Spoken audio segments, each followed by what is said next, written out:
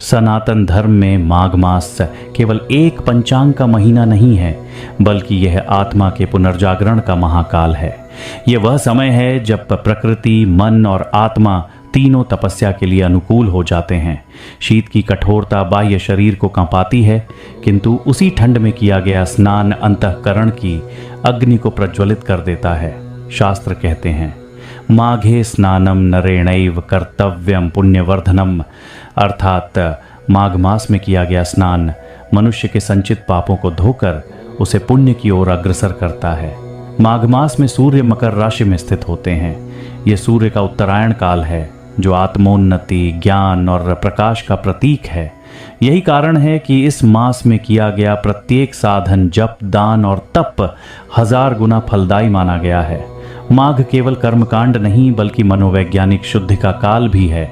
आधुनिक साइकोलॉजी कहती है कि जब मनुष्य स्वयं को असुविधा में रखकर अनुशासन का पालन करता है, तो उसका मन अधिक सजग, नियंत्रित और शक्तिशाली बनता है। माघ का ठंडा जल, ब्रह्म मुहूर्त में जागरण और संयमित आहार, ये सभी मन को स्थिर और आत्मा को बलवान बनाते हैं। सनातन परंपरा में माघ मास को साधना मास कहा गया है।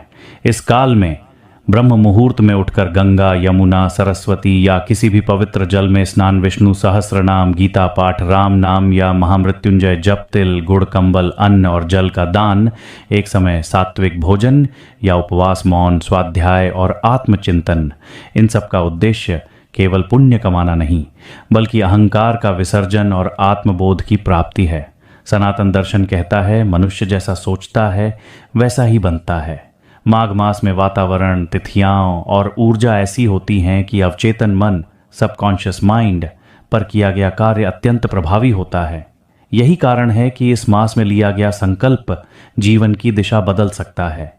माघ हमें सिखाता है कि सुख साधन नहीं, साधना से उत्पन्न फल है।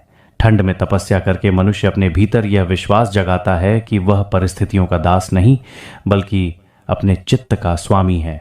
माघ मास हमें आमंत्रण देता है अपने पुराने संस्कारों को त्यागने का, अपने मन को शुद्ध करने का और अपने जीवन को धर्म, अर्थ, काम और मोक्ष की दिशा में संतुलित करने का। यदि माघ को सही अर्थों में जी लिया जाए, तो यह मास जीवन भर की दिशा बदल सकता है।